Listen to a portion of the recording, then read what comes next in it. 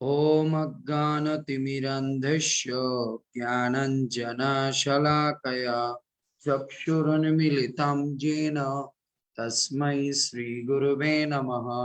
श्रीचैतन्यमनोभीष्टं स्थापितं येन भूतले स्वयं रूप कदा मह्यं ददाति शपदान्तिकं वन्देऽहं श्रीगुरुं श्रीयुतपदकमलं श्रीगुरुना वैष्णवं च श्रीरूपं साग्रजातं सहगण रघुनाथान्वितं तं सजीवं साद्वैतं सावधूतं परिजनसहितं कृष्णचैतन्यदेवं श्रीराधा कृष्णपादान् सहगण ललिता श्रीविशाखान्वितं च नमो विष्णुपादाय कृष्णप्रेष्ठाय भूतले श्रीमते भक्तिवेदांत स्वामिनीति नामिने। नमस्ते सारस्वती देवे गौरवाणी प्रचारिणे निर्विशेष शून्यवादी पाश्चात्य देशतारिणे। जय श्री कृष्ण चैतन्य प्रभु नित्यानंद श्री अद्वैत गदाधर शिवासादि गौर भक्तवृंद। हरे कृष्णा कृष्णा कृष्णा हरे हरे, हरे राम राम राम हरे हरे। मुखं करोति वाचालं पङ्गुलङ्घायति गिरिं यत्कृपातमहं वन्दे परमानन्दमाधवं। श्रीगुरुदीनतारिणं श्रीचैतन्य ईश्वरं। हरि ओम तत्सत्। সর্বপ্রথমে আমি আমার পরমারাধ্য গুরুদেব শ্রীল জয়পদ গোস্বামী গুরু মহারাজ, ইসকন প্রতিষ্ঠাতা আচার্য জগৎগুরু শ্রীল প্রভুপাদ, গৌড়ী আচার্য বর্গ এবং গোস্বামী বর্গের রাতুল চরণ কমলে প্রণতি জ্ঞাপন করছি। তৎসঙ্গে যারা আজকের এই পুত্রদা একাদশীতে আমাদের প্রতিদিনকার ভাগবতীয় ক্লাসে উপস্থিত হয়েছেন, জুমে এবং লাইভে আমাদের চৈতন্য চরিতামৃতের ক্লাসে আমরা সিকোয়েন্সিয়ালি পরপর চৈতন্য চরিতামৃত, তারপরে গীতা, তারপর ভাগবত, তারপর প্রভুপাদ লীলামৃত আমরা আলোচনা করব আজকে। যেহেতু আজকে একাদশী তিথি, একাদশী মানেই প্রভুপাদ বলছে শ্রবণ কীর্তন মেলা, এর জন্য আমরা সারাদিন জপ যজ্ঞ করেছি, এখন আমরা হরি কীর্তন যজ্ঞ করব। তো আপনারা সবাই আমাদের সঙ্গে থাকুন এবং বেশি বেশি করে এগুলোকে শেয়ার করে দিন। আর এই পুত্রদা একাদশীকে আপনি মহিমান্বিত করুন শ্রবণ কীর্তন করে, তাহলে এটা মঙ্গল হবে। তো যারা লাইভে এবং জুমে আছেন সকলকে আমার প্রণতি জ্ঞাপন করছি। বাঞ্ছা কল্পতরুভ্যর্ৎস কৃপা সিন্ধুভ্যেব চ পতিতানাং পাবনেভ্যো বৈষ্ণবেভ্যো নমো নমঃ। অনন্ত কোটি বৈষ্ণব ভক্তবৃন্দ কি জয়, শ্রীল প্রভুপাদ কি জয়, নিতাই গৌর প্রেমানন্দে হরি হরি বল। হরে কৃষ্ণ। তো আজকে আমাদের চৈতন্য চরিতামৃতের 389তম পর্ব এবং চৈতন্য চরিতামৃতের মধ্যলীলার নবম অধ্যায়ের 103 নম্বর শ্লোক থেকে আমরা আলোচনা করব।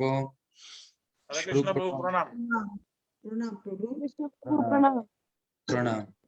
এত বলি সেই বিপ্রে কইল আলিঙ্গন, প্রভু পদ ধরি বিপ্র করে নরদন। এই বলে শ্রী চৈতন্য মহাপ্রভু সেই ব্রাহ্মণকে আলিঙ্গন করলেন এবং শ্রী চৈতন্য মহাপ্রভুর পাদপদ্ম জড়িয়ে ধরে সেই ব্রাহ্মণ তখন ক্রন্দন করতে লাগলেন। সেই ব্রাহ্মণকে, যিনি সেই যে গীতা পাঠ করতেন, ভুল গীতা পাঠ করতেন, কিন্তু গীতা নিয়ে তিনি শুধু ক্রন্দন করতেন। যখন মহাপ্রভু তার প্রতি প্রসন্ন হলেন যে তিনি হয়তো অজ্ঞতার কারণে গীতা ঠিকভাবে উচ্চারণ করতে পারেন, কিন্তু তিনি গীতার মর্মার্থকে উপলব্ধি করে ক্রন্দন করতেন, এর জন্য মহাপ্রভু তার প্রতি প্রসন্ন হন। আর তখন সেই বিপ্র মহাপ্রভুর চরণে পড়ে ক্রন্দন করেন। 104 নম্বর। তোমা দেখি তাহা হইতে দ্বিগুণ সুখ হয়, সেই কৃষ্ণ তুমি হেন মোর মনে লয়। সেই ব্রাহ্মণ বললেন, তোমাকে দেখে আমার তার থেকেও দ্বিগুণ আনন্দ বেশি হচ্ছে, আমার মনে হচ্ছে তুমি সেই শ্রীকৃষ্ণ। তো তখন ব্রাহ্মণ মনে করছে এই যে ব্যক্তির সঙ্গে কথা বলছি এত সুন্দর, এত অনুকম্পা, এত প্রেম, এই যেন ভগবান শ্রীকৃষ্ণ। আমার কৃষ্ণের প্রতি যে অনুকম্পা বা যে ফিলিংস আসে, সেই ফিলিংস তোমার প্রতি আসতেছে। এই সেই বিপ্র বলল, সেই বিপ্র এই কথা বলল।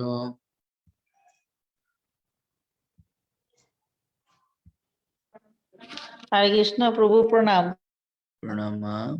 আপনার কিন্তু কালকে পিঠা প্রভু, উৎসব, আর কালকে এমনিতেই পিঠা উৎসব। হরে কৃষ্ণ আমি প্রভু প্রণাম। আমি রাত্রে আলোচনা করব। কালকে হচ্ছে মকর সংক্রান্তি, তারপরে দ্বাদশী। তো কালকে আপনাকে কিন্তু স্পেশাল 2-3টা পিঠার আইটেম প্রভু, দেখ।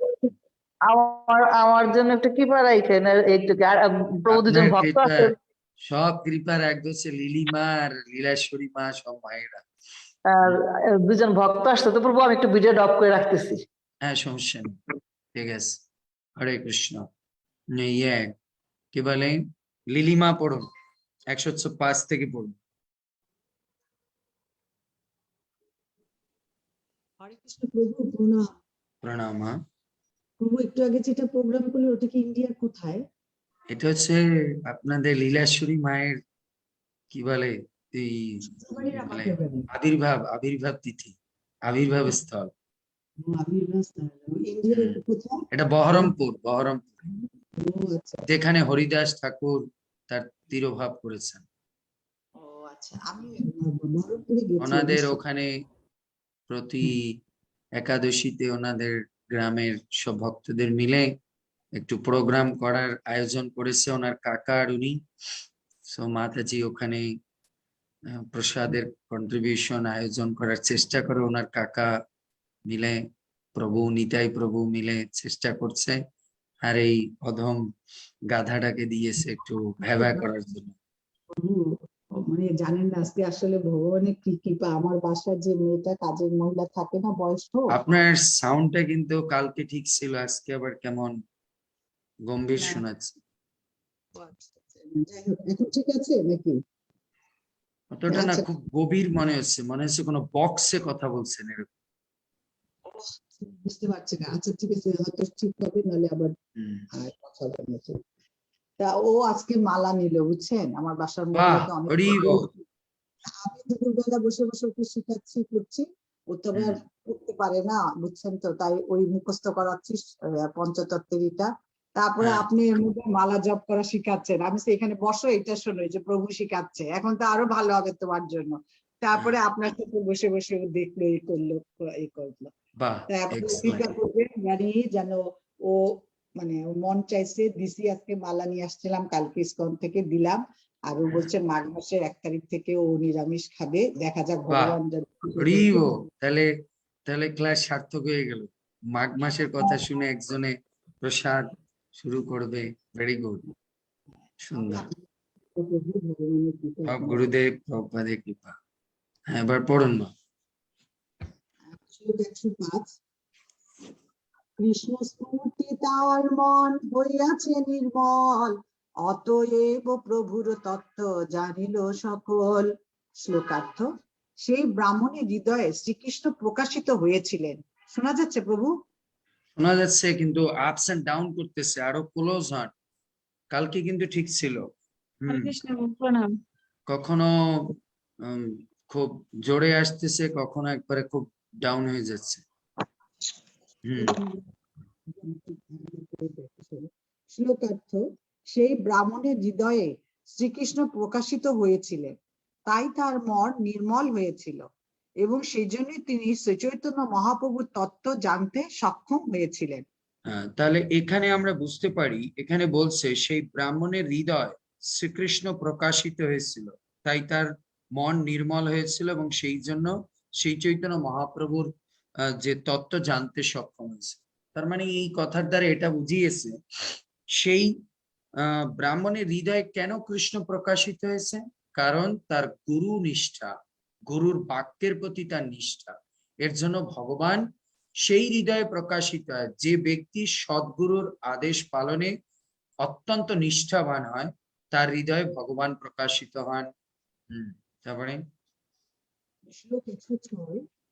তবে মহাপ্রভু তারে করাইল শিক্ষণ, এই বাত কাহা না করিও প্রকাশন। শ্লোকার্থ। শ্রী চৈতন্য মহাপ্রভু তখন সেই ব্রাহ্মণকে শিক্ষাদান করেছিলেন এবং তিনি যে শ্রীকৃষ্ণ সেই কথা কারোর কাছে প্রকাশ না করতে তাকে অনুরোধ করেছিলেন। হরে কৃষ্ণ। প্রভু পড়ে যাব।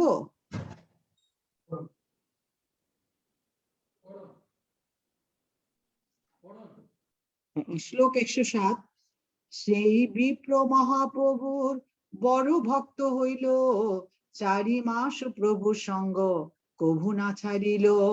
শ্লোকার্থ, সেই ব্রাহ্মণ শ্রী চৈতন্য মহাপ্রভুর মহান ভক্তে পরিণত হয়েছিলেন এবং যে 4 মাস শ্রী চৈতন্য মহাপ্রভু ওখানে ছিলেন সেই সময় তিনি কখনো মহাপ্রভুর সঙ্গ ছাড়েননি। তাহলে আমরা বুঝতে পারলাম সেই ভক্ত কেন মহাপ্রভুর সঙ্গ ছাড়েনি।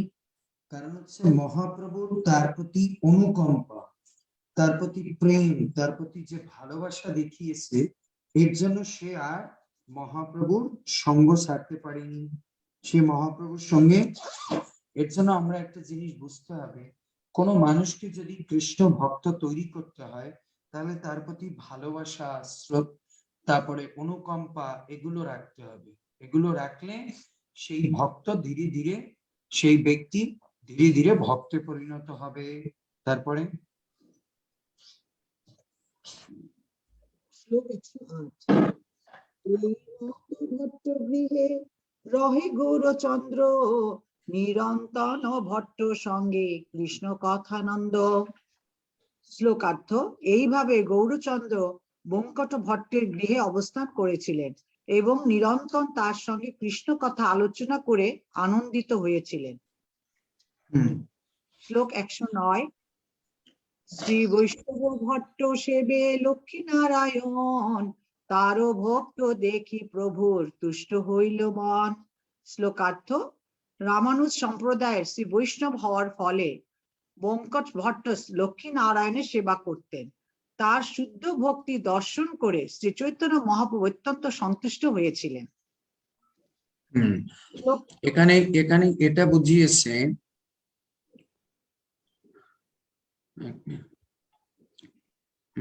এটা বুঝিয়েছে এইভাবে গৌরচন্দ্র বেঙ্কট ভট্টের গৃহে অবস্থান করেছে এবং নিরন্তর তার সঙ্গে কৃষ্ণ কথা আলোচনা করে আনন্দিত হয়েছিলেন। কেন আনন্দিত হয়েছিলেন? কারণ কি তারাও কৃষ্ণ কথা শ্রবণে অত্যন্ত ইন্টারেস্টেড। এর জন্য মনে রাখবেন, কার সঙ্গে আপনার কৃষ্ণ কথা আনন্দ লাগবে বলতে, সেই ব্যক্তিও যদি ইন্টারেস্টেড হয় আর আপনিও যদি বলার ইচ্ছা থাকে, তাই শ্রোতা বক্তা যদি একই লেভেলের হয় তখন কি হয়, সেখানে আনন্দ আর আনন্দ। কিন্তু শ্রোতা বলতে, বক্তা বলছে, শ্রোতার ইন্টারেস্ট নাই, তাহলে মজা লাগে। দুজন কি সতীর্থ হতে হবে শ্রবণে। তারপরে মানে মানে রাধা কৃষ্ণ কথা তো বলে নাই, লক্ষ্মী নারায়ণ বলছে, একই তো নাকি? হ্যাঁ, কারণ কি ওনারা শ্রী সম্প্রদায় ছিল, তো মহাপ্রভু প্রথমে আগে ওনাদের সঙ্গে লক্ষ্মী নারায়ণ, এটাও একটা শিক্ষা। ওনারা যেহেতু শ্রী সম্প্রদায়, ওনারা লক্ষ্মী নারায়ণ সবাই, মহাপ্রভু প্রথমে লক্ষ্মী নারায়ণের গুণকীর্তন করেছেন, পরবর্তীতে উনি কি করবেন, এদেরকে বুঝাবেন যে লক্ষ্মী নারায়ণের থেকেও শ্রেষ্ঠ হচ্ছে রাধা কৃষ্ণ ভক্তি। শ্লোক 110। নিরন্তন তার সঙ্গে হইল সখ্য ভাব, হাস্য পরিহাসে দুহে সখ্যের স্বভাব। শ্লোকার্থ, নিরন্তর পরস্পরের সঙ্গে সঙ্গ করার ফলে শ্রী চৈতন্য মহাপ্রভু এবং বঙ্কট ভট্টের মধ্যে ধীরে ধীরে সখ্য ভাবের উদয় হয়েছিল। সখ্য ভাবের স্বাভাবিক বৃত্তি অনুসারে তারা পরস্পরের সঙ্গে হাস্য পরিহাস করতেন।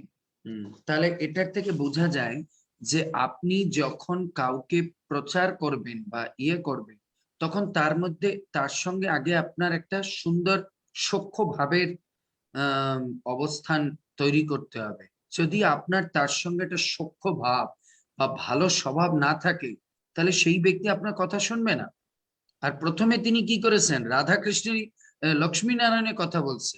দেখবেন ধীরে ধীরে পড়তে পড়তে আসবে, মহাপ্রভু বুঝাবে যে লক্ষ্মী নারায়ণ হচ্ছে ঐশ্বর্য ভাব, কিন্তু ঐশ্বর্য ভাব প্রকৃত আমরা প্রেম বা লাভ করতে পারবো না। আমাদেরকে কি করতে হবে, রাধা কৃষ্ণের পূজা করতে হবে। সে শিখাবে, পড়ুন। কিন্তু এটা প্রথমে আপনি বললে সে নেবে না, সে ছোটবেলা থেকে একটা জিনিস জেনে আসছে, হঠাৎ করে আপনি বললে নেবে না। আগে তার সঙ্গে ভালোবাসার সম্পর্ক তৈরি করে ধীরে ধীরে তার মধ্যে এই জিনিসটাকে পুশ করতে হবে। নেক্সট। শ্লোক 111। প্রভু কহে ভট্ট তোমা লক্ষ্মী ঠাকুরানী, কান্ত বক্ষ স্থিতা পতিব্রতা শিরোমণি। শ্লোকার্থ। শ্রী চৈতন্য মহাপ্রভু বঙ্কট ভট্টকে বললেন, বঙ্কভট্ট, তোমার লক্ষ্মী ঠাকুরানী সর্বদাই নারায়ণের বক্ষস্থিতা এবং তিনি নিঃসন্দেহে সমস্ত পতিব্রতাদের শিরোমণি। হলো, এবার আসলো, এবার বুঝাচ্ছে যে তুমি যে লক্ষ্মী নারায়ণের এত পূজা করো, তুমি যে লক্ষ্মী নারায়ণের এত কথা বলো, সে হচ্ছে কি, তো বলছে তোমার লক্ষ্মী ঠাকুরানী সর্বদা নারায়ণের বক্ষস্থিতা, সে সবসময় তার বক্ষে থাকে। তিনি নিঃসন্দেহে সমস্ত পতিব্রতের শিরোমণি, সমস্ত যত পতিব্রতা নারী আছে তার মধ্যে সে হচ্ছে গুরু শিরোমণি। দেখুন ফিলসফি কিভাবে ইয়ে করছে, এরপরে ধীরে ধীরে যাবে কৃষ্ণের দিকে। এবারে দেখুন এর পরের শ্লোকে কি বলছে, পড়ুন। হরে কৃষ্ণ, ধন্যবাদ প্রভু। ধন্যবাদ। শ্লোক 112। আমারও ঠাকুর কৃষ্ণ গোপু গোচারক, সাধি হইয়া কেনে চাহে তাহারও সঙ্গম। শ্লোকার্থ। আর আমার ঠাকুর কৃষ্ণ গোপবালক, তিনি সারাদিন মাঠে মাঠে গরু চড়িয়ে বেড়ান, সাধ্যি হয়ে লক্ষ্মী দেবী কেন তার সঙ্গ করতে চান? সাধ্যবী, তাহলে বুঝতে পেরেছেন এবার কিভাবে ফিলসফি নিয়ে আসছে। বলছে তোমার লক্ষ্মী, সে তো হচ্ছে একবারে পতিব্রতা স্ত্রী, সে কেন আমার ঠাকুর যে গোয়াল সে গরু চড়ায় সেই ছেলের প্রতি তার এত আকর্ষণ কিসে? তাহলে সে কি পতিব্রতা? তার মানে নিশ্চিত যে এমন কোন মধু এই কৃষ্ণের মধ্যে আছে যে পতিব্রতাও তার পতিব্রতা ধর্মকে ধরে রাখতে পারে না, তাও আবার লক্ষ্মী দেবী। তাহলে কে শ্রেষ্ঠ এবার তুমি বলো? এ ধীরে ধীরে মহাপ্রভু বলবে। তারপরে শ্লোক 113। এই লাগি তাহলে সুখ এখান থেকে এক মিনিট, তাহলে এখান থেকে একটা জিনিস বুঝলেন, আপনি যখন কোনো অন্য সেক্ট বা অন্য মতাবলীতে বিশ্বাসী, হতে পারে সে কালী বা কোনো অন্য সংস্থার সে খুব বিশ্বাসী, তার সে অনেক দিন থেকে তার ফলোয়ার্স, আপনি টপ করে তাকে বলবেন না যে এটা খারাপ। আপনি বলতে হ্যাঁ আপনি লোকনাথ বাবার এটা তো ভালো, এটা তো খুব ভালো, উনি একজন যোগী পুরুষ, আপনি যে ওনার করছেন, অনুসরণ করছেন, খুব সুন্দর, খুব ভালো, আপনি আসেন আমাদেরও একটু, আমরাও একটু সৎসঙ্গ করি, তবে আমরা একটু রাধা কৃষ্ণের পূজা করার চেষ্টা করছি, কোনো সমস্যা নেই, এ তো আমরা তো সবই ভগবানকে ডাকছি, আপনি আসুন। তখন ওর সঙ্গে যখন একটা ইন্টিমেসি হবে, হ্যাঁ না, তখন সে সব প্যাক আপ করবে লিলি মায়ের মতো, হ্যাঁ না, সন্ধ্যা নিত্যান্ত বহু লাগে আসতে, আগে কত কি করতো, এখন সব ব্যাগ ভরে ফেলেছে, এখন আমার ব্যাগে ভরে দেখাইছে প্রভু আপনার কথা সব ব্যাগে ভরেছি। আমি বলছি, ঠিক আছে, পাপ যা আছে আমি নিয়ে নেব, এখন কিন্তু শুধুই রাধা কৃষ্ণ রাখছি। সেরকম আগে ইন্টিমেসি তৈরি করতে হবে। এর জন্য প্রচারের প্রথম জিনিস হচ্ছে আপনি একজনের সঙ্গে ভালো, এছাড়াও জড়জাগতিক দৃষ্টিতেও দেখুন, আপনি কোনো প্রোডাক্ট যদি কাউকে বিক্রি করতে চান, ডিপেন্ড করে আপনার তার সঙ্গে সখ্যতা কতটা। যত আপনি সখ্যতা, দেখেন না এখনকার যুগে যারা মার্কেটিং সিস্টেম করে সেখানে মেয়েদের বেশি থাকে, কেন? ওর মধ্যে ইন্টিমেসিটা তাড়াতাড়ি হলে পরে প্রোডাক্ট তাড়াতাড়িও সেল করতে পারে।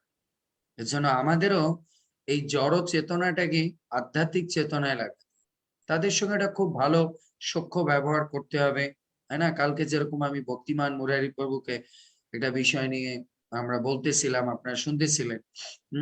সো এর জন্য যে কোনো জিনিসকে আপনাকে হাসিল করতে হলে আগে সখ্যতা করতে হবে। ভালো ইন্টিমেসি না থাকলে সে আপনার কথা কোনোদিন শুনবে না। আপনি যখন কারোর সঙ্গে ভালো সখ্যতা রাখবেন, সে আপনার ড্রেন পর্যন্ত পরিষ্কার করবে, আপনার ড্রেন পর্যন্ত পরিষ্কার করে দেবে, যদি আপনি এরকম সুন্দর ইন্টিমেসি তার সঙ্গে তৈরি করতে পারেন। এর জন্য মহাপ্রভু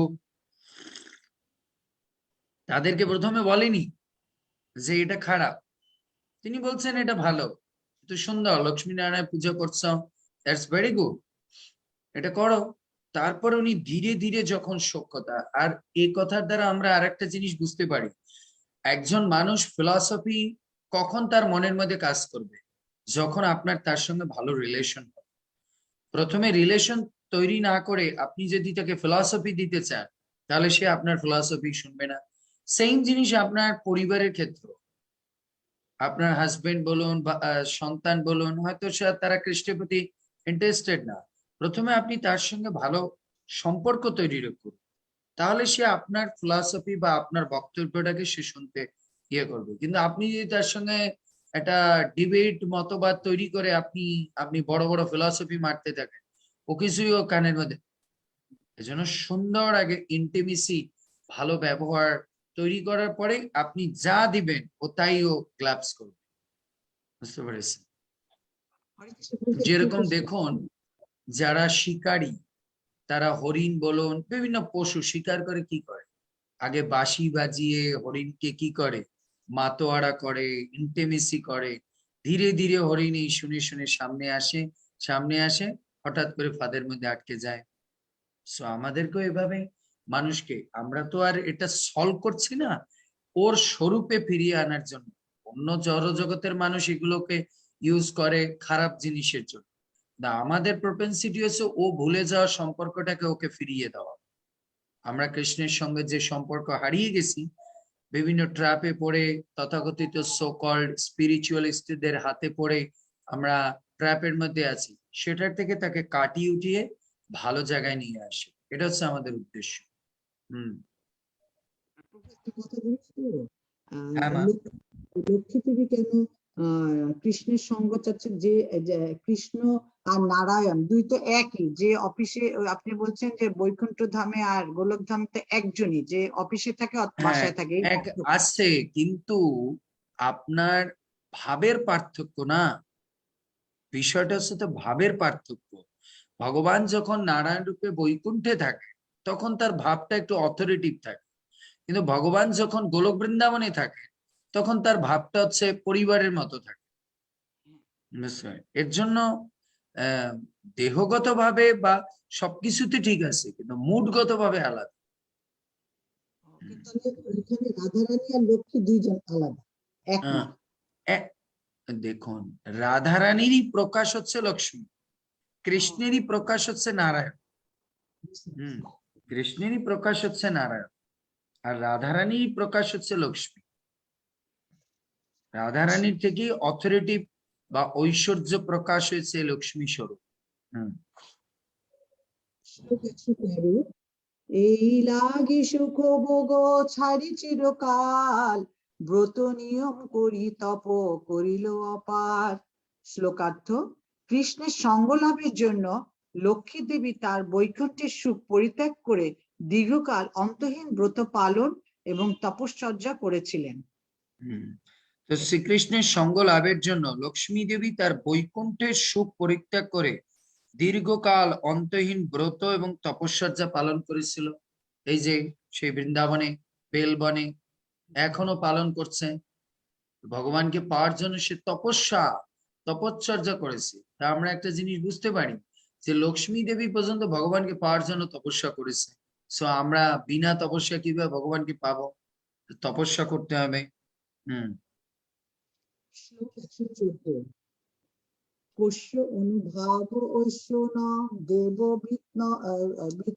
বিত্মহে তব অগ্নি রেণু স্পর্শ অধিকার, যত বাঞ্ছয়া শ্রী ললনা অচরত তপ বিহায় কামানো সুচিরম ধ্রুববতা।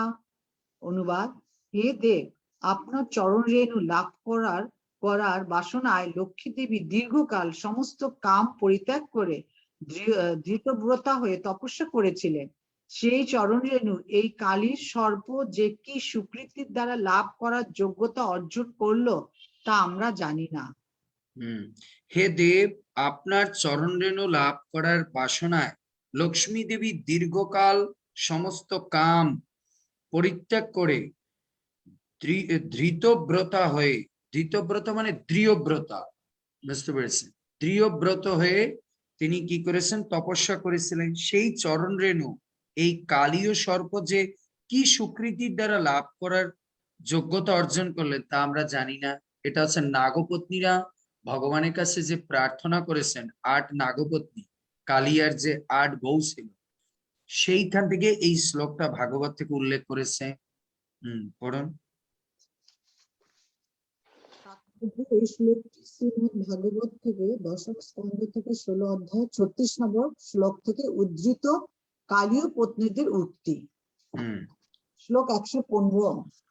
ভট্ট কহে কৃষ্ণ নারায়ণ একই স্বরূপ, কৃষ্ণেতে অধিক লীলা বৈদগ্ধ্য দ্বিরূপ। শ্লোকার্থ। তার উত্তরে বৈকুণ্ঠ ভট্ট বললেন, শ্রীকৃষ্ণ নারায়ণ এক এবং অভিন্ন। বৈকুণ্ঠ না, বেঙ্কট ভট্ট। তার উত্তরে বৈকুণ্ঠ ভট্ট বললেন, শ্রীকৃষ্ণ নারায়ণ এক এবং অভিন্ন। হ্যাঁ, দেখেছেন? বেঙ্কট ভট্ট ও বললেন শ্রীকৃষ্ণ নারায়ণ এক অভিন্ন, কিন্তু বৈদগ্ধ্যাদি ভাব থাকায় শ্রীকৃষ্ণের লীলা অধিক আস্বাদনীয়। তার দুজনে এক, বাট অধিক আস্বাদনীয় হচ্ছে ঘরের ভাবটা, সেটা হচ্ছে তার গোলক বৃন্দাবনের ভাব। তারপরে শ্লোক 116। তার স্পর্শে নাহি যায় প্রতিব্রতা ধর্ম, কৌতুকে লক্ষ্মী চাহেন কৃষ্ণেরও সঙ্গ। শ্লোকার্থ। শ্রীকৃষ্ণ নারায়ণ যেহেতু একই পরম পুরুষ, তাই শ্রীকৃষ্ণের স্পর্শে লক্ষ্মীর পতিব্রতা ধর্ম নষ্ট হয় না। পক্ষান্তরে কৌতুকের ছলে লক্ষ্মী দেবী শ্রীকৃষ্ণের সঙ্গ করতে চেয়েছিলেন। হ্যাঁ, এখানে বলেছে শ্রীকৃষ্ণ এবং নারায়ণ যেহেতু একই পরম পুরুষ, তাই শ্রীকৃষ্ণের স্পর্শে লক্ষ্মী দেবীর পতিব্রতা ধর্ম নষ্ট হয়নি। কেন? যেই কৃষ্ণ সেই তো নারায়ণ না, এর জন্য সে পতিব্রতা ধর্ম নষ্ট হয়। পক্ষান্তরে কৌতুকের ছলে লক্ষ্মী দেবী শ্রীকৃষ্ণের সঙ্গ করতে চেয়েছিলেন।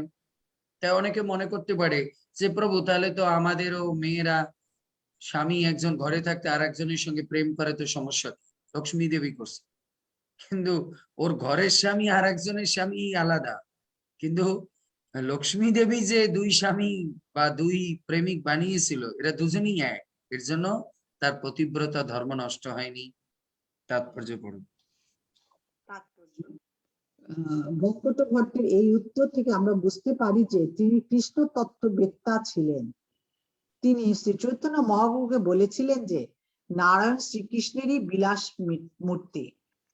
যদিও শ্রীকৃষ্ণ দ্বিভুজ এবং নারায়ণ চতুর্ভুজ, তবু তারা পৃথক নন, তারা এক এবং অভিন্ন। নারায়ণে কৃষ্ণের মতো লালিত্য থাকলেও কৃষ্ণের মতো বৈদগ্ধ্য আদি লীলা নেই। শ্রীকৃষ্ণ যখন বিলাস মূর্তিতে নারায়ণ, তখন নারায়ণ পত্নী লক্ষ্মীর শ্রীকৃষ্ণের স্পর্শে পতিব্রতা ধর্ম যায় না। অতএব কৃষ্ণের সঙ্গমে কৌতুক হওয়াই স্বাভাবিক।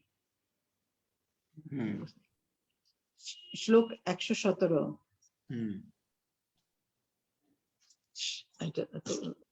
সিদ্ধান্ত তু অভেদ অপিসি ঈশো কৃষ্ণ স্বরূপয়, রসেন উৎকৃষ্টতে কৃষ্ণ রূপন এষা রসস্থিতি। অনুবাদ। বৈকুণ্ঠ ভট্ট বললেন, সিদ্ধান্ত নারায়ণ ও কৃষ্ণের স্বরূপদ্বয়ের মধ্যে কোনো ভেদ নেই, তবুও শৃঙ্গার রস বিচারে শ্রীকৃষ্ণ রূপী রসের দ্বারা উৎকর্ষতা লাভ করেছে, এটি রসতত্ত্বের সিদ্ধান্ত।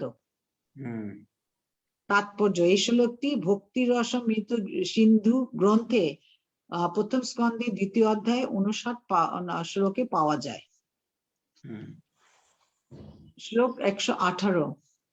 কৃষ্ণ সঙ্গে প্রতিব্রতা ধর্ম নহে নাশ, অধিক লাভ পাইয়ে আর রাস বিলাস। শ্লোকার্থ। লক্ষ্মী দেবী বিবেচনা করেছিলেন কৃষ্ণ সঙ্গে প্রতিব্রতা ধর্ম নাশ হয় না, অধিকন্তু কৃষ্ণের সঙ্গ হলে রাসলীলা আস্বাদন করা যায়। তাহলে এখানে এই সিদ্ধান্তটা বুঝালেন যে বেঙ্কট ভট্ট বললেন সিদ্ধান্ত তো নারায়ণ ও কৃষ্ণের স্বরূপদ্বয়ের মধ্যে কোনো ভেদ নেই 117-তে, তবুও শৃঙ্গার রস বিচার শ্রীকৃষ্ণের রূপী রসের দ্বারা উৎকর্ষতা লাভ করে, এটি রসতত্ত্বের সিদ্ধান্ত। এখন 118-তে বলেছে, লক্ষ্মী দেবী বিবেচনা করেছিলেন কৃষ্ণ সঙ্গে পতিব্রতা ধর্ম নাশ হয় না, অধিকন্তু কৃষ্ণের সঙ্গ হলে রাসলীলা আস্বাদন করা যায়। এর জন্য আপনাদেরও, আপনারা যদি ঘরের স্বামীকে রেখে যদি আপনি কৃষ্ণের সঙ্গে অধিক প্রেম করেন, তাতে আপনাদের পতিব্রতা ধর্ম নষ্ট হবে না, বরঞ্চ আপনাদের সতীত্ব আরো বৃদ্ধি পাবে। এই কথাটাই এখানে ইয়ে করেছে। তাই অনেকে গ্রামগঞ্জের লোকেরা বা তথাকথিত অনেক মাতাজিরা বলে না, তোমরা যেসব ধর্ম নিছ, স্বামী সংসার রেখে এইসব করছে, কোন জায়গায় কৃষ্ণ বলছে? তখন এই দেখাবেন যে স্বয়ং লক্ষ্মী দেবীও ঘর সংসার রেখে সে কৃষ্ণের আরাধনা করছে। তারে কি তার পতিব্রতা ধর্ম নষ্ট হয়েছে? বরঞ্চ তার পতিব্রতা ধর্ম আরো বৃদ্ধি পেয়েছে। আপনার কাছে ক্লু আছে, আপনি দেখাবেন। বুঝতে পেরেছি? হ্যাঁ, ভক্তিমান মুরারির বউ কি বলছে? প্রভু হরে কৃষ্ণ, প্রণাম। হ্যাঁ, প্রভু 116 নাম্বার শ্লোকের তাৎপর্যের লাস্টের সেন্টেন্সটা প্রভু আমায় একটু বুঝতে পারেনি। শ্রীকৃষ্ণই যখন বিলাস মূর্তিতে নারায়ণ, তখন নারায়ণ পত্নী লক্ষ্মীর শ্রীকৃষ্ণের স্পর্শে পতিব্রতা ধর্ম, যার পতিব্রতা ধর্ম যায় না। অর্থাৎ শ্রীকৃষ্ণের সঙ্গে মেয়ে কৌতুক হওয়াই স্বাভাবিক। প্রভু এটা একটু কৃপা করে এটা বলবেন। বলছে যে কৃষ্ণ যখন বিলাস মূর্তিতে, ভগবানের দুই প্রকার, ভগবান যখন কোনো লীলা বিলাসের রূপ নেয়, সেই রূপের সঙ্গে যদি কি বলে লক্ষ্মী দেবী কোনো লীলায় অংশগ্রহণ করে, এতে করে নারায়ণের স্ত্রী লক্ষ্মী দেবীর কোন রকম প্রতিব্রতা ধর্ম নষ্ট হয় না, কারণ ওটা কৃষ্ণেরই একটা রূপ অথবা নারায়ণেরই একটা রূপ। এই কথাটা এখানে বুঝাতে চেয়েছে। কারণ আমরা এর আগে চৈতন্য চৈতামৃতে পড়েছি ভগবানের দুই প্রকার বিলাস বিগ্রহ, তারপর হচ্ছে অর্চা বিগ্রহ, না? তো এটা হচ্ছে ভগবানের বিলাস মূর্তি, ভগবানের লীলা বিলাসের মূর্তি। তার সঙ্গে যে লক্ষ্মী দেবী লীলা বিলাস করেছেন, এতে করে তার পতিব্রতা ধর্ম নষ্ট হয়নি, কারণ নারায়ণী হচ্ছে কৃষ্ণ, নারায়ণী কৃষ্ণই হচ্ছে নারায়ণের প্রকাশ। তারপরে হচ্ছে বা নারায়ণ কৃষ্ণের প্রকাশ, যেটাই বলেন, মানে কৃষ্ণেরই প্রকাশ হচ্ছে নারায়ণ। তারপরে আগে তো বলেছে এক এবং অভিন্ন, নারায়ণ আর কৃষ্ণ এক এবং হ্যাঁ, অভিন্ন। হ্যাঁ, এক এবং অভিন্ন। শ্লোক 119, বিনোদিনী লক্ষ্মীর হয় কৃষ্ণে অভিলাষ, ইহাতে কি দোষ কেনে কর পরিহাস। শ্লোকার্থ, ভঙ্কটভট্ট আরো বললেন, লক্ষ্মী দেবী সৌভাগ্যের অধিষ্ঠাত্রী, তিনি অপ্রাকৃত আনন্দ আস্বাদন করেন, তাই তিনি যদি শ্রীকৃষ্ণের সঙ্গ করতে অভিলাষী হন, তাতে কি দোষ, কেন তুমি তা নিয়ে পরিহাস করছো? বেঙ্কট ভট্ট আরো বললেন, কারণ কি সে লক্ষ্মী নারায়ণ লক্ষ্মী দেবীর উপাসক না, আবার এদিকে বেঙ্কট ভট্ট গোস্বামী হচ্ছে বিদগ্ধ পণ্ডিত ছিলেন। বেঙ্কট ভট্ট আরো বললেন, লক্ষ্মী দেবী সৌভাগ্যের অধিষ্ঠাত্রী, তিনিও অপ্রাকৃত আনন্দ আস্বাদন করেন, তাই তিনি যদি শ্রীকৃষ্ণের সঙ্গ করতে অভিলাষী হন, তাতে দোষ কি, কেন তুমি তা নিয়ে পরিহাস করছো? মহাপ্রভুকে বলছে, আপনি কেন পরিহাস করছেন? সে ভগবানের সঙ্গে সে লীলা বিলাস করেছে, প্রবলেম কি? এ বলছে, মহাপ্রভু বলবে প্রবলেমটা কি। তারপরে শ্লোক 120, প্রভু কহে দোষ নাহি ইহা আমি জানি, রাস না পাইল লক্ষ্মী শাস্ত্রে ইহা শুনি। শ্লোকার্থ, শ্রী চৈতন্য মহাপ্রভু বললেন, তাতে দোষ নেই তা আমি জানি, কিন্তু শাস্ত্রের বর্ণনায় আমি শুনেছি লক্ষ্মী দেবী শ্রীকৃষ্ণের রাসলীলায় অংশগ্রহণ করতে পারেননি। তো মহাপ্রভু বললেন, আমি ওটা দোষ ধরছি না। মহাপ্রভু ধীরে ধীরে তাকে কি করছে, মানে তাকে বুঝানোর চেষ্টা করছে, যে এটা তো মহাপ্রভু তাকে হেট করছে না, মানে মহাপ্রভু বুঝাতে চাচ্ছে কোন রসটা উন্নত, ঐশ্বর্য রস নাকি মাধুর্য রস। এর জন্য তিনি একটু সাইড মাইড দিয়ে পিন দিচ্ছেন। বলছে, না না, আমি তো বলিনি যে সে খারাপ, সে ভালো, কিন্তু আমি শুনেছি সে নাকি রাসলীলায় ঢুকতে পারেনি, সে নাকি রাসলীলায় ঢুকতে, এটা কি সাইড থেকে একটু মানে কি করা, একটু পিন দিয়ে দেওয়া। না আমি বলিনি সে খারাপ, সে তো পতিব্রতা, ভেরি গুড। সে হচ্ছে লক্ষ্মী, সে গডেস অফ ফরচুন, সবকিছু। কিন্তু আমি শুনেছি বৃন্দাবনে সে নাকি রাসলীলায় গিয়েছিল, সেখানে অংশগ্রহণ করতে পারেনি। হুম। শ্লোক 122 ন অয়মশ্রিয় অঙ্গে ও নিতান্ত রতে প্রসাদ স্বঘোষিতাম নলিন গন্ধ রুচাম পুত অন্না রসোৎসবে ঐশ্য ভুজদণ্ড গৃহীত কণ্ঠ আসিয়াম উদ্গাত ব্রজ সুন্দরী নাম। অনুবাদ: শ্রীকৃষ্ণ যখন বৃন্দাবনের রাসোৎসবে ব্রজগোপিকাদের সঙ্গে নৃত্য করেছিলেন, তখন ব্রজ গোপিকারা তার বাহু যুগলের দ্বারা আলিঙ্গিতা হয়েছিলেন। শ্রীকৃষ্ণের এই প্রকার অনুগ্রহ তার বক্ষ বিলাসিনী লক্ষ্মী দেবী প্রভৃত চিৎ জগতে নিতান্ত অনুগত শক্তিদেরও লাভ হয়নি। পদ্মগন্ধা স্বর্গীয় রমণীদেরও যখন তা লাভ হয়নি, তখন এই জড়জগতের স্ত্রী লোকদের কথা আর কি বলবো। এখানে বলছে শ্রীকৃষ্ণ যখন বৃন্দাবনে রাসোৎসবে ব্রজগোপিকাদের সঙ্গে নৃত্য করছিলেন, তখন ব্রজগোপিকারা তার বাহু যুগলের দ্বারা আলিঙ্গিত হয়েছিলেন। শ্রীকৃষ্ণের এই প্রকার অনুগ্রহ তার বক্ষবিলাসিনী লক্ষ্মী দেবী প্রভৃতি চিৎ জগতের নিতান্ত অনুগত শক্তিদেরও লাভ হয়নি। মহাপ্রভু তখন উক্তি দিচ্ছে যে ব্রজগোপিকারা এত বড় শ্রেষ্ঠ বা এতটা ভগবান কৃষ্ণকে ভালোবেসেছিল যে লক্ষ্মী দেবীকে কখনো ভগবান আলিঙ্গন করেননি, আলিঙ্গন সুখ দেননি, কিন্তু সেটা ব্রজগোপিকারা পেয়েছিল সেই আলিঙ্গন সুখ। তাই তারা কত উৎসে পদ্মগন্ধা স্বর্গীয় রমণীদেরও যখন তা লাভ হয়নি, তখন এই জগতের স্ত্রী লোকদের কি আর বলার কথা। পদ্মগন্ধা মানে গোলক বৃন্দাবন, এই বৈকুণ্ঠ লোকের স্ত্রীদের শরীর থেকে পদ্মগন্ধা, তাদের শরীর থেকে পদ্মের গন্ধ আসে না। আমাদের শরীর থেকে বডি স্প্রে করলে পরেও গন্ধ আসে না। চিৎ জগতে তাদের শরীর থেকে পদ্মের মতো গন্ধ আসে। এর জন্য মনে রাখতে হবে, নারীকে শরীর থেকে যেন কখনো দুর্গন্ধ না আসে, তাহলে তাদের পূজা করা যাবে না। সবসময় সবার, সে নারী বা পুরুষ, শরীর থেকে সুগন্ধ আসতে হবে, মানে নিট অ্যান্ড ক্লিন থাকতে হবে। তাৎপর্য: এই শ্লোকটি শ্রীমদ্ ভাগবতে দশম স্কন্ধের 7ম অধ্যায়ের 60 নম্বর শ্লোক থেকে উদ্ধৃত হয়েছে। শ্লোক 122 লক্ষ্মী কেনে না পাইল ইহারি কারণ তপ করি কইছে কৃষ্ণ পাইল শ্রুতিগণ। শ্লোকার্থ: লক্ষ্মী দেবী কেন রাসলীলায় প্রবেশ করতে পারলেন না, অথচ মূর্তিমান শ্রুতিগণ তো তপশ্চর্যা করে রাসনৃত্য শ্রীকৃষ্ণের সঙ্গ উপভোগ করেছিলেন, তার কারণ কি আপনি বলতে পারেন? এবার ভেঙ্কট ভট্ট গোস্বামী জিজ্ঞেস করলেন, লক্ষ্মী দেবী কেন রাসলীলায় প্রবেশ করতে পারলেন না? মহাপ্রভু জিজ্ঞেস করছেন ভেঙ্কট ভট্ট গোস্বামীকে, অথচ মূর্তিমান শ্রুতিগণ তো তপস্যাচার্য করে রাস নৃত্যে শ্রীকৃষ্ণের সঙ্গে সঙ্গ উপভোগ করেছেন। মূর্তিমান শ্রুতিগণ মানে এই যারা শ্রুতিচারিণী গোপী আছে, যারা বিভিন্ন তপস্বী, তারাও পর্যন্ত যারা শ্রুতিধর, তারাও তপস্যা করে গোপী দেহ প্রাপ্ত হয়ে রাসলীলায় প্রবেশ করতে পেরেছে। কিন্তু লক্ষ্মী দেবী কেন পারলো না?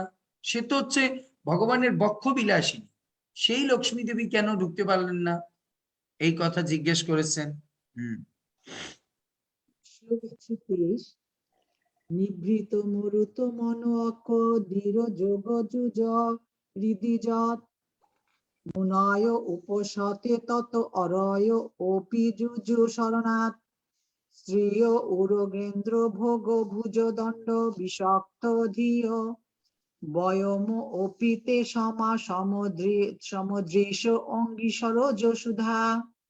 অনুবাদ: মুনিগণ প্রাণায়ামের দ্বারা নিঃশ্বাস প্রশ্বাস জয় করে মন ও ইন্দ্রিয় সমূহকে দৃঢ়রূপে যোগযুক্ত করে হৃদয়ে যে ব্রহ্মের উপাসনা করেছিলেন, ভগবানের শত্রুরাও কেবলমাত্র তাকে অনুধান করে ভয়ে ব্যাকুল হয়ে মনে মনে চিন্তা করে সেই ভ্রমে প্রবেশ করেছিল। ব্রজ স্ত্রীগণ শ্রীকৃষ্ণের সর্বশরীর তুল্য ভুজদণ্ডের সৌন্দর্যে মোহিত হয়ে তার পাদপদ্মের সুধা লাভ করেছিলেন। আমরাও সেই গোপী দেহ লাভ করে গোপী ভাবে তার পাদপদ্ম সুধা পান করেছি।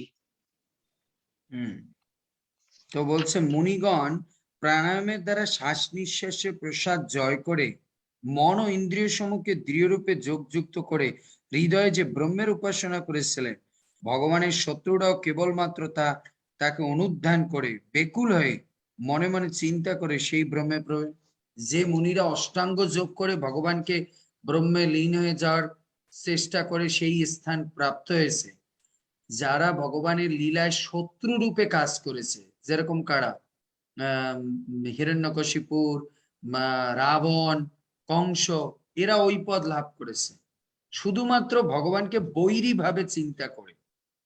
বৈরী মানে অনুকূল না, প্রতিকূল ভাবে চিন্তা করে সেই পোস্ট লাভ করেছে।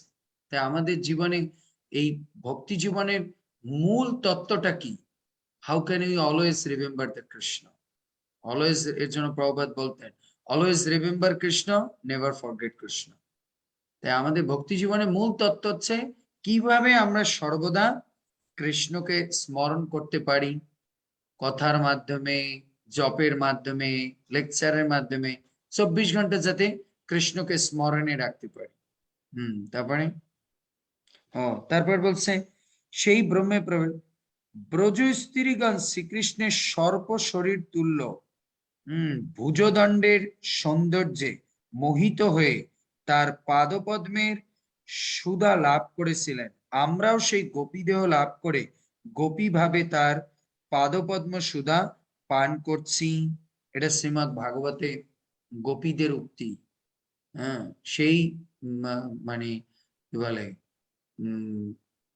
শ্রুতিচারিণী গোপীরেখারা এ বলতেছিল যে আমরা যে সুধা অষ্টাঙ্গ যোগীরা বিভিন্ন তপস্যাচার্য করে যে জিনিস লাভ করে, ব্রজগোপিকারা শুধুমাত্র কৃষ্ণকে অনুকূল ভাবে ভালোবেসে সেই থেকেও বড় পদ লাভ করেছে। তারপরে ভাগবতের দশম স্কন্ধের 83 নম্বর অধ্যায়ে 23 নম্বর শ্লোক থেকে উদ্ধৃত হয়েছে।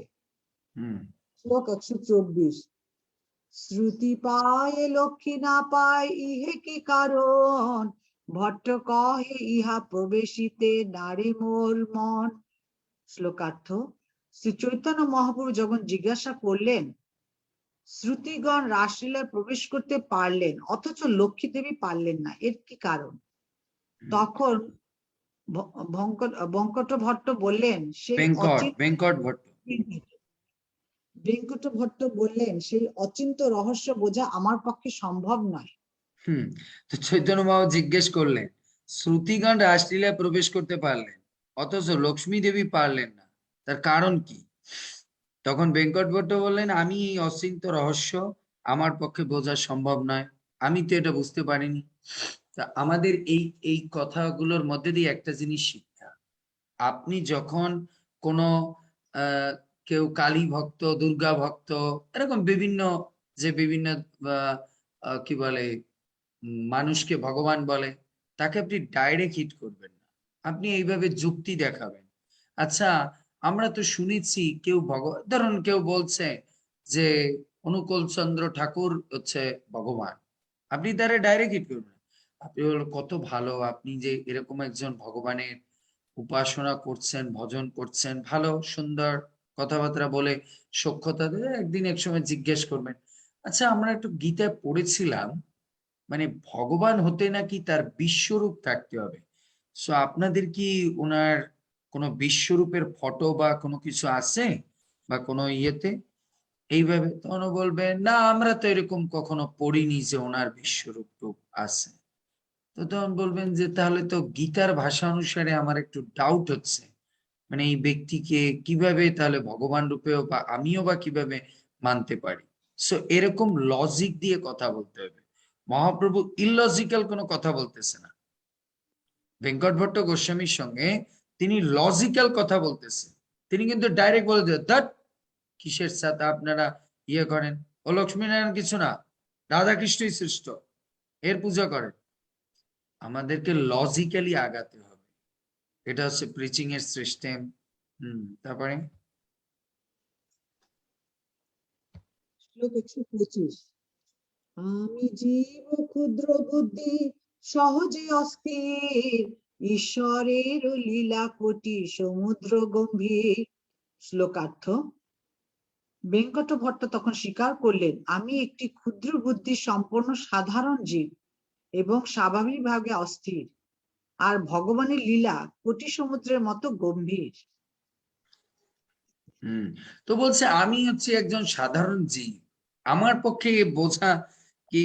বেঙ্কটেশ্বর স্বীকার করলেন আমি একটি ক্ষুদ্র বুদ্ধি সম্পন্ন সাধারণ জীব এবং স্বাভাবিকভাবে অস্থির, আর ভগবানের লীলা কোটি সমুদ্রের মতো গম্ভীর। আমি কিভাবে উপলব্ধি করব? তার মানে তিনি স্যারেন্ডার হয়ে গেছেন, স্যারেন্ডার হয়ে গেছেন যে না, আমি বুঝতে পারতেছি না এই তত্ত্বকে।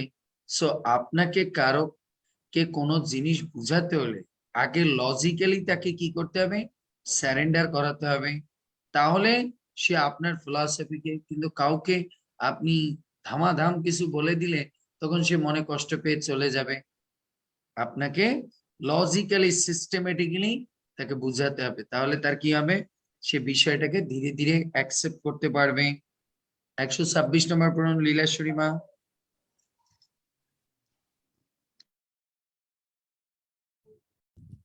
হরে কৃষ্ণ প্রভু প্রণাম। প্রণাম। শ্লোক 126।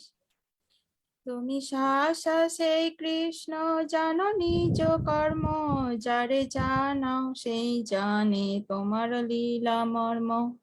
শ্লোকার্থ। তুমি সাক্ষাৎ সেই পরমেশ্বর ভগবান শ্রীকৃষ্ণ, তোমার নিজের কার্যকলাপের উদ্দেশ্য তুমি জানো, এবং যাকে তুমি জানাও সে কেবল তোমার লীলার মর্ম বুঝতে পারে। তার মানে কি করেছে সেই বেঙ্কট ভট্ট গোস্বামী বললেন যে তুমি সাক্ষাৎ সেই পরম শ্রীকৃষ্ণ ভগবান, তুমি হচ্ছে সেই ব্রজেন্দ্র নন্দন কৃষ্ণ, তোমার নিজের কার্যকলাপের উদ্দেশ্য তুমি জানো, যাকে তুমি জানো সেই তোমার লীলা বুঝতে পারে। আমার পক্ষে বোঝা সম্ভব না।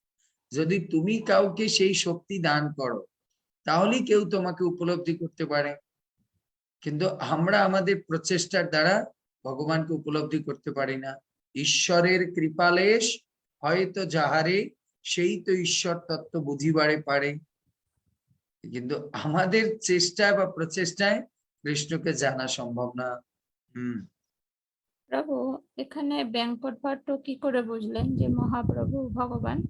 উনি বেঙ্কট ভট্ট, এটা তো পুরো আলোচনা তো প্রথম থেকে মানে ওইভাবে এখানে আগেই বলেছে না কবিরাজ যে ভক্তি রত্নাকরের বিষয়।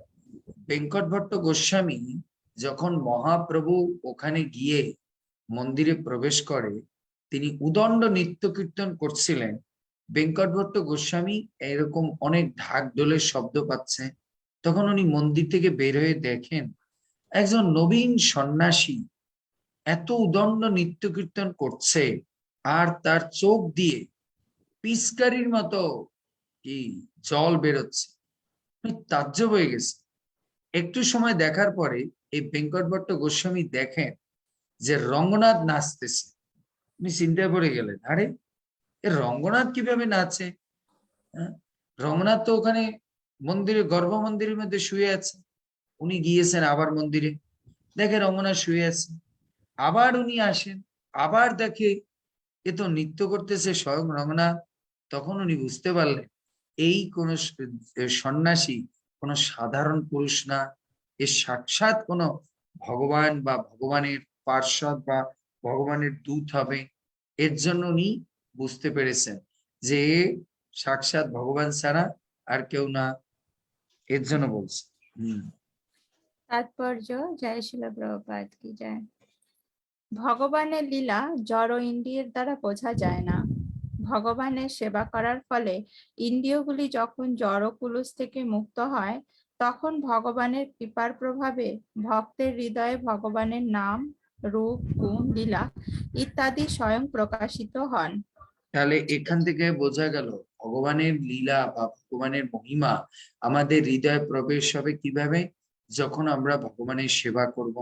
কোন সেবা সবচেয়ে ভগবানের গুরুত্বপূর্ণ? এই শ্রবণ কীর্তন রূপী সেবা। যে যত শ্রবণ কীর্তন রূপী সেবা মনোযোগ দিয়ে অ্যাক্টিভলি করবে, তখন তার মধ্যে ভগবান তত বেশি কি হবে? প্রকাশিত হবে। কারণ এই দুটো কি করে? চিত্তরূপ দর্পণকে মার্জন করে। চেত দর্পণ মার্জনম ভব মহাদাবগ্নি নির্বাপনম শ্রেয় কৈরব চন্দ্রিকা বিতারণম বিদ্যাবধু জীবনম আনন্দম্বু বিবর্ধনম অতিপদম পূর্ণামৃত আস্বাদনম। না, যারা এরকম প্রতিদিন চিত্তরূপ দর্পণকে শ্রবণ কীর্তনের দ্বারা মার্জন করবে, আর মার্জন করতে করতে আয়না পরিষ্কার হলেই তখন সে সঠিক জিনিসটাকে দেখতে পারবে, নিজেকে দেখতে পারবে সেই আয়নায়। তারপরে সেই তত্ত্ব কঠোর উপনিষদে ৩য় স্কন্ধের ২য় অধ্যায়ে ৩ নং শ্লোকে এবং মুন্ডক উপনিষদে ৩য় স্কন্ধের ২য় অধ্যায়ে ৩ নম্বর শ্লোকে প্রতিপন্ন করে বলা হয়েছে যে যমে বৈশ্য বিনোতে তেন লভ্য তস্যৈজ আত্মা বিবুনোতে তনুং সাম। যিনি পরমেশ্বর ভগবানের কৃপা লাভ করেছেন, তিনি ভগবানের অপ্রাকৃত নাম, রূপ, গুণ, লীলা হৃদয়ঙ্গম করতে পারেন। তো বলছে যিনি পরমেশ্বর ভগবানের কৃপা লাভ করেছেন, তিনি ভগবানের নাম, রূপ, লীলা ভগবানের কৃপা কিভাবে লাভ করবে? একমাত্র শ্রবণ কীর্তনের মাধ্যমেই ভগবানের কৃপা লাভ করা সম্ভব। অন্য কোনো মাধ্যম দিয়ে ভগবানের কৃপা লাভ করা সম্ভব নয়। তারপরে শ্লোক ১২৭। প্রভু কাহে কৃষ্ণের এক স্বভাব বিলক্ষণ, সমাধুর্যে সর্বচিত্ত করে আকর্ষণ। শ্লোকার্থ। শ্রী চৈতন্য মহাপ্রভু উত্তর দিলেন, শ্রীকৃষ্ণের একটি বিশেষ স্বভাব হচ্ছে যে তিনি তার মাধুর্যের দ্বারা সকলের চিত্ত আকর্ষণ করেন। শ্লোক। এর জন্য এই কথাটা কি? চৈতন্য মহাপ্রভু উত্তর দিলেন, শ্রীকৃষ্ণের একটি বিশেষ স্বভাব হচ্ছে তিনি তার মাধুর্যের দ্বারা তিনি সবার চিত্তকে আকর্ষণ করেন। মাধুর্য কি? ভগবানের বিনম্রতা, ভগবানের নমনীয়তা, ভগবানের ভক্ত বাৎসল্যতা, এগুলো হচ্ছে ভগবানের মাধুর্য। তাই আমরা এই কথার দ্বারা বুঝতে পারি ভগবান কাউকে তার প্রতি বশ্যতা স্বীকার করতে কি করায়? তার প্রেম, ভালোবাসা, অনুকম্পা, এগুলোর মাধ্যমে মানুষকে তার প্রতি আকৃষ্ট। আমরাও যদি অপরকে এই কৃষ্ণ ভক্তির কথা শ্রবণ করাতে যাই, তাহলে আমাদের বিনম্রতা, আমাদের একাগ্রতা, আমাদের দৈন্যতা, এগুলোর মাধ্যমে মানুষকে আকৃষ্ট করে তারপরে কৃষ্ণ ভক্তির জ্ঞান দিতে হবে। নাহলে মানুষ মনে করবে এটা প্রফেশনাল, হ্যাঁ, ও এক কান দিয়ে শুনবে আর এক কান দিয়ে বের করে দেবে। তারপরে শ্লোক ১২৮। ব্রজলোকের ভাবে পাইয়ে তাহার চরণ, তারে ঈশ্বর করি নাহি জানে ব্রজজন। শ্লোকার্থ। গোকুল বৃন্দাবনে শ্রীকৃষ্ণের নিত্য পার্শ্বদের অনুগত্যের ফলে শ্রীকৃষ্ণের চরণাশ্রয় লাভ করা যায়। সেই সমস্ত ব্রজবাসীরা জানেন না শ্রীকৃষ্ণ হচ্ছেন পরমেশ্বর ভগবান। তো তখন তারা বললেন, গোলক বৃন্দাবনে শ্রীকৃষ্ণের নিত্য পার্শ্বদের আনুগত্যের ফলে শ্রীকৃষ্ণের চরণাশ্রয় লাভ করা যায়। এখানে খুব গুরুত্বপূর্ণ একটা কথা বলছে। গোলক বৃন্দাবনে শ্রীকৃষ্ণের নিত্য পার্শ্বদের আনুগত্যের ফলে শ্রীকৃষ্ণের চরণাশ্রয় লাভ করা যায়। তার মানে গোলক বৃন্দাবনে ভগবানকে পাওয়া বা ভগবানের চরণে থাকা সম্ভব না যদি না আমরা কোনো ভগবানের নিত্য পার্শ্বদের চরণে আশ্রয় করে না থাকি। আমরা যদি এই জগতে সদ্গুরুর কাছে আশ্রিত না হই বা দীক্ষিত না হই, তাদের চরণাশ্রয় না থেকে ভক্তি করি, তাহলে গোলক বৃন্দাবনে আমরা কোনোদিন ভগবত ধামে যেতে পারবো না, তার সান্নিধ্য লাভ করতে পারবো না। শ্লোক 129। কেহ তারে পুত্র জ্ঞানে উদুখলে বান্ধে, কেহ শাখা জ্ঞানে যিনি চরে তার কান্ধে। শ্লোকার্থ। সেখানে কেউ তাকে পুত্র জ্ঞানে উৎখুলে বাঁধেন, আবার কেউ সখা জ্ঞানে তার সঙ্গে খেলায় জিতে তার কাঁধে চড়েন। হুম। শ্লোক তো 130। এখানে বলছে সেখানে মানে গোলক বৃন্দাবনে সেখানে কেউ তাকে পুত্র জ্ঞানে উদক খুলে বাঁধে মা যশোদা, কেউ সখা জ্ঞানী তার সঙ্গে খেলায় জিতে কাঁধে চড়েন, যেরকম রক্তক পক্তক এরা এরকম করতো। শ্লোক 130। ব্রজেন্দ্র নন্দন বলি তারে জানে ব্রজগান, ঐশ্বর্য জ্ঞানে নাহি কোন সম্বন্ধ মানন। শ্লোকার্থ।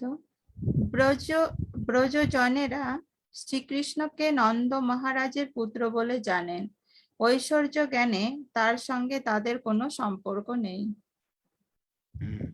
তো এখানে বলছেন ব্রজ, এবার ধীরে ধীরে পয়েন্টে আসছে, ব্রজজনেরা শ্রীকৃষ্ণকে নন্দ মহারাজের পুত্র বলে জানেন, ঐশ্বর্য জ্ঞানে তার সঙ্গে তাদের কোনো সম্পর্ক নেই। তার মানে ব্রজজনেরা বাৎসল্য রস, মাধুর্য রস এগুলোকে জানে, কিন্তু ঐশ্বর্য রস তাদের সঙ্গে নেই। এর জন্য কৃষ্ণ তাদের সঙ্গে না আনন্দ পাচ্ছে, আর তারাও কৃষ্ণকে আনন্দ দিতে পারছে। শ্লোক 131। ব্রজ লোকের ভাবে যেই করয়ে ভজন, সেই জন পায় ব্রজে ব্রজেন্দ্র নন্দন। শ্লোকার্থ। ব্রজবাসীদের ভাব অনুসারে যিনি শ্রীকৃষ্ণের ভজনা করেন, তিনি ব্রজে ব্রজেন্দ্র নন্দন শ্রীকৃষ্ণকে পান। তাহলে একমাত্র গোলক বৃন্দাবনে শ্রীকৃষ্ণকে বৃন্দাবনে কৃষ্ণকে কিভাবে পাওয়া যাবে? ব্রজভূমি বা গোলক বৃন্দাবনের অধিবাসীরা শ্রীকৃষ্ণকে ব্রজবাসীদের ভাব অনুসরণ করে তিনি শ্রীকৃষ্ণের ভজনা করেন, তিনি ব্রজে ব্রজেন্দ্র নন্দন শ্রীকৃষ্ণকে পান।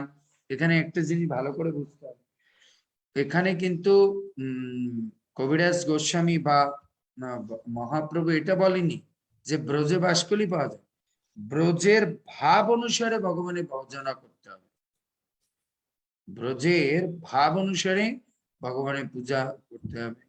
তাহলে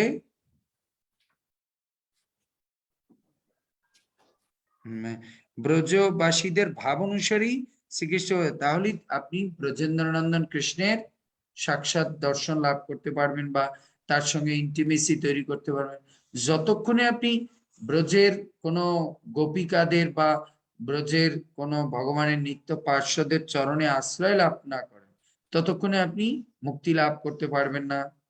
এজন্য আমাদের ব্রজ ভাবের ভক্তের সঙ্গে সঙ্গ করতে হবে।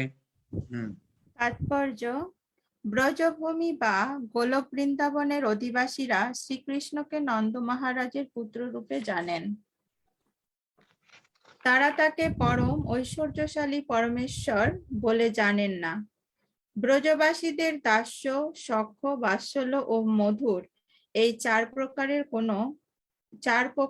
কোনো ভাব গ্রহণ করে যিনি পরম তত্ত্বকে ভজনা করেন, তিনি চরম অবস্থায় ব্রজে ব্রজেন্দ্র নন্দন শ্রীকৃষ্ণকে প্রাপ্ত হন। তো এখানে বলছে পরমেশ্বর এখানে প্রভুপাদ বলছে ব্রজভূমি বা গোলক বৃন্দাবনের অধিবাসীরা শ্রীকৃষ্ণকে নন্দ মহারাজের পুত্র রূপে জানেন, আর তারা তাকে পরম ঐশ্বর্যশালী পরমেশ্বর ভগবান বলে জানে না, তারা জানে সে হচ্ছে আমাদের গ্রামের বালক। ব্রজবাসীদের দাস্য, সখ্য, বৎসল্য, মধুর এই চার প্রকারের কোন ভাব গ্রহণ করে যিনি পরম তত্ত্বকে ভজনা করেন, তিনি চরম অবস্থায় ব্রজে ব্রজেন্দ্র নন্দন শ্রীকৃষ্ণকে প্রাপ্ত হবে। তার মানে আমাদেরকে এই চার প্রকার ভক্তি, যে কোনো একটা ভক্তিকে অবলম্বন করে ভগবানকে যদি আমরা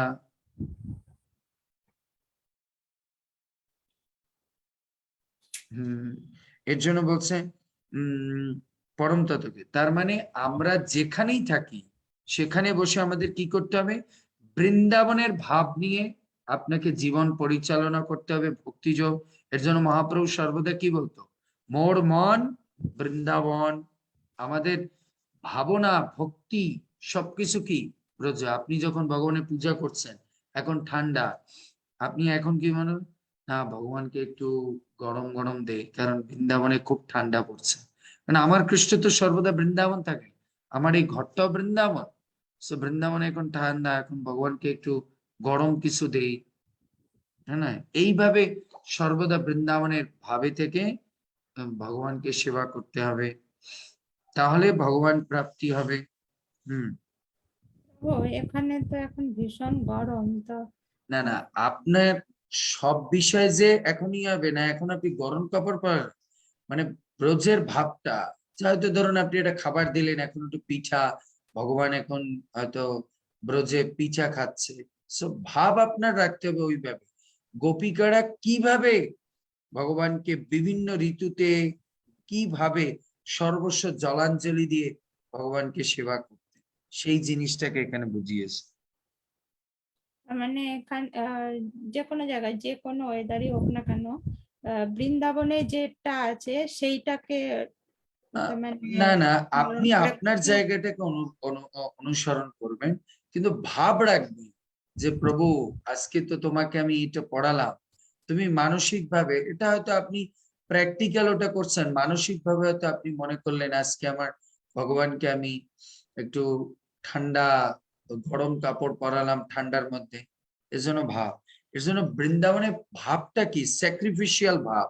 সবকিছুতে কিভাবে কৃষ্ণকে প্রীত করা যায়, এইটা হচ্ছে মেইন ভাব, এটা মেইন ভাব। কিন্তু এখন সেটা টাইম প্লেস সার্কামস্টেন্স অনুসারে কি করতে হবে? প্রীতি করতে হবে। এখন আপনার ওখানে গরম, আপনি যদি এখন গরম কাপড় পরান ভগবানকে, সেটা তো ভগবানের ভালো লাগবে না। কিন্তু ওই জিনিসটা নিতে হবে যে তাদের মূল উদ্দেশ্যটা বা তাদের মধ্যে কি কোয়ালিটিটা ছিল, যা অন্য ভক্তরা করে ভগবানকে আনন্দ, সেটা হচ্ছে ভগবানের প্রতি তাদের যে স্যাক্রিফিশিয়াল ভাব, আত্মসমর্পণ, ত্যাগের ভাব, সেইটাকে আমাদের মধ্যে রাখতে হবে। সেবা পূজা করি বা যে কোনো কিছু করি তার মধ্যে। হরে কৃষ্ণ প্রভু, প্রণাম। প্রণাম। প্রভু আমি পিঠা বানাচ্ছি বিকালের সেবা দেওয়ার জন্য। সুন্দর। আজকে দেখানো যাবে না, আজকে আবার একাদশী, সবার লোভ পড়ে যাবে, শেষে আচ্ছা, একাদশী ভঙ্গ হবে, কালকে দেখাতে হবে। তনুশ্রী মা প্রণাম। হ্যাঁ, পড়ুন। শ্লোক 132। না আয়াম সুখ আপো ভগবান দেহিনাং গোপিকা সুতঃ জ্ঞানিনাম চ আত্মভূতানাম যথা ভক্তি মতম ইহা। অনুবাদ: পরমেশ্বর ভগবান যশোদা পুত্র শ্রীকৃষ্ণ রাগানুগ ভক্তিপরায়ণ ভক্তদের কাছেই সুলভ। মনোধর্মী জ্ঞানী ব্রত ও তপস্যা পরায়ণ আত্মারামের কাছে তেমন সুলভ নন। তাৎপর্য: এখানে বলছে পরমেশ্বর ভগবান যশোদা পুত্র শ্রীকৃষ্ণ রাগানুরাগ ভক্তি পরায়ণ ভক্তদের কাছেই সুলভ। যারা রাগানুরাগ ভক্তি করে তাদের কাছেই সুলভ। মনোধর্মী জ্ঞানী ব্রত এবং তপস্যা পরায়ণ আত্মারামের কাছে তেমন সুলভ নয়। যারা অধিক কি করে, অষ্টাঙ্গ যোগ, কসরত, তারপরে সে জ্ঞানী, মনোধর্মী, ব্রহ্মবাদী, এদের কাছে ভগবান কখনো নিজেকে প্রকাশিত হয় না।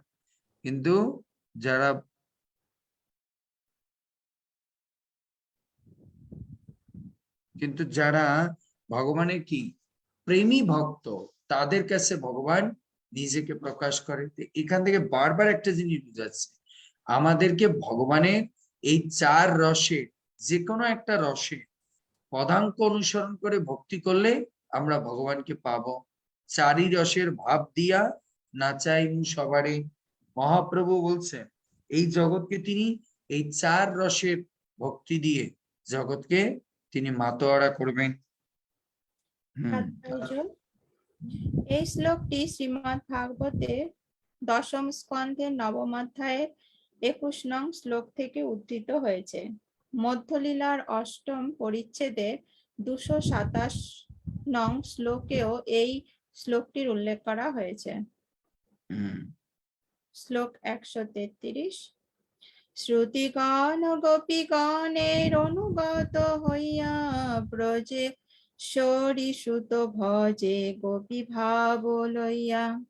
শ্লোকার্থ, শ্রুতিগণ গোপীদের অনুগত হয়ে গোপী ভাব অবলম্বন করে যশোদা নন্দন শ্রীকৃষ্ণের ভজনা করেছিলেন।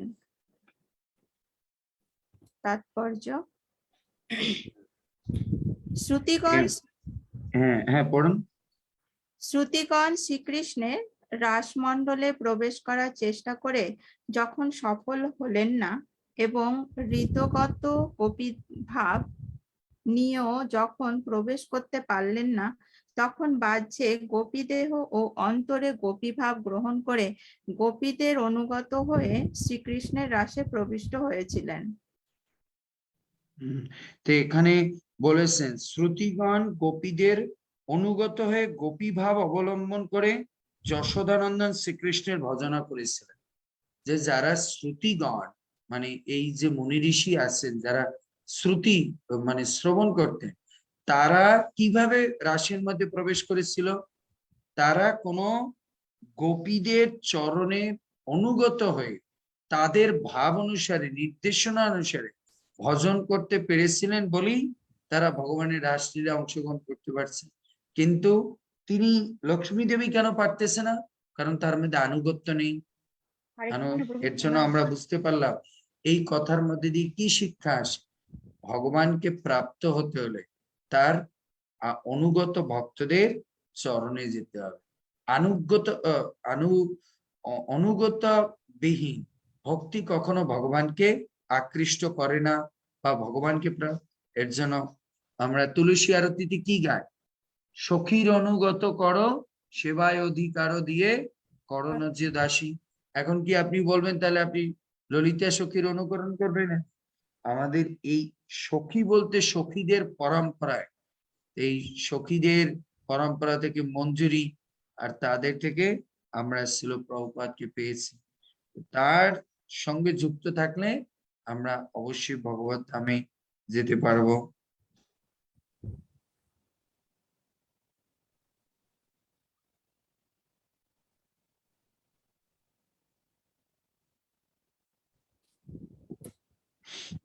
এখানে বলছে যে আনুগত্যের কথা বলতেছিলাম, যে এর জন্য আমরা একটা জিনিস ভক্তি জীবনে ভালো করে শিখতে হবে। সেটা কি? আনুগত্যবিহীন ভক্তি কখনো ভগবান অ্যাকসেপ্ট করে না। এর জন্য আমরা অনুগত হয়ে যদি আমরা ভক্তি করি তাহলে সেটা ভগবানকে তাড়াতাড়ি আকৃষ্ট। একটু আগে আমরা একটা বিপ্রের লীলা শুনলাম না? এর আগে এই বিপ্রের প্রতি চৈতন্য মহাপ্রভুর অনুকম্পা কেন আসে? কারণ কি তিনি তার গুরুর প্রতি অগাধ বিশ্বাস। এর জন্য আমরা ভক্তি করতে হলে কি করতে হবে? আনুগত্যের ভক্তি করতে হবে। তাহলে ভগবানকে তাড়াতাড়ি আপনি প্লেস করতে পারবেন। ভগবানের কোনো শুদ্ধ ভক্তের চরণে আশ্রয় নিয়ে তার নীতি নিয়ম করে আপনি যখন ভগবানকে স্মরণ করবেন সেটা তার ভক্তির জন্য বেস্ট হবে। শ্লোক 134। বাহ্যান্তরে গোপী দেহ ব্রজে যবে পাইল, সেই দেহে কৃষ্ণ সঙ্গে রাস ক্রীড়া কইল।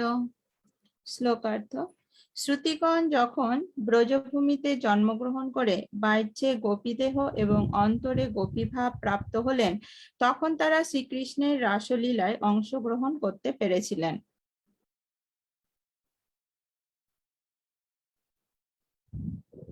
এখানে বুঝিয়েছেন শ্রুতিগণ যখন ব্রজভূমিতে জন্মগ্রহণ করে বাহ্যে গোপীদেহ এবং অন্তরে গোপী ভাব, তার মানে শ্রুতিগণ তপস্যাদি করে কি করেছে? বাইরে হচ্ছে গোপীদের দেহ আর ভিতরে হচ্ছে গোপীদের মনোভাব, এই দুটো নিয়ে যখন তারা ভগবানের ভজনা করেছেন তখন তারা রাসলীলায় যেতে পেরেছে। তা আমাদেরকেও কি করতে হবে? আমাদেরকেও যদি ভগবানের রাসলীলায় বা রাসলীলার কথা শ্রবণ করতে হয়, তা আমাদের কি গোপীদের মতো সেই রকম ত্যাগ ভাব এসেছে? আমরা তো এখনো জড়জগতের সংসার, গাড়ি বাড়ি, টাকা পয়সা এগুলোর মোহে আকৃষ্ট। তা আমরা কিভাবে রাসলীলা শুনবো বা ওই লীলার মধ্যে প্রবেশ করব? সম্ভব না, সম্ভব না। তারপরে শ্লোক 135। গোপজাতি কৃষ্ণ গোপী প্রেয়সী তাহার, দেবী বা অন্য স্ত্রী কৃষ্ণ না করে অঙ্গীকার। শ্লোকার্থ: শ্রীকৃষ্ণ জাতিতে গোপ এবং গোপীরা হচ্ছেন তার প্রেয়সী। শ্রীকৃষ্ণ কখনো স্বর্গের দেবী বা অন্য কোনো স্ত্রীর সঙ্গ করেন না। শ্রীকৃষ্ণ জাতিতে গোপ এবং গোপীরা হচ্ছে তার প্রেয়সী। শ্রীকৃষ্ণ কখনো স্বর্গের দেবদেবী বা অন্য কোনো স্ত্রীর সঙ্গ করেন না। এর থেকে বোঝা যায় কৃষ্ণ যে জাতের, সেই জাতের কি করেছে, গোপীদের সঙ্গে তিনি প্রেম ভালোবাসা করেছিলেন। কোনো অন্যের স্বর্গের দেবদেবীর সঙ্গে ভগবান কখনো কোনো নারীর সঙ্গ করতেন না। উনি গোয়ালা, এর জন্য গোয়ালার কি করেছে, মেয়েদের সঙ্গে তিনি রাসলীলা করেছেন।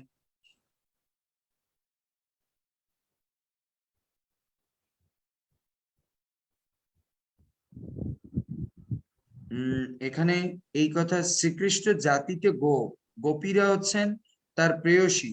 শ্রীকৃষ্ণ কখনো স্বর্গের দেবদেবী বা অন্য কোনো স্ত্রীর সঙ্গ করেন না।